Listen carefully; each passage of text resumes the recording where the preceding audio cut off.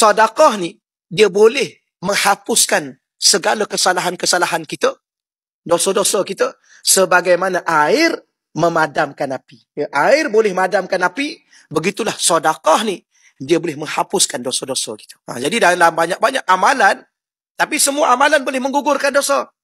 Dalam satu ayat Quran, innal hasanat yudhibnas sayyiat.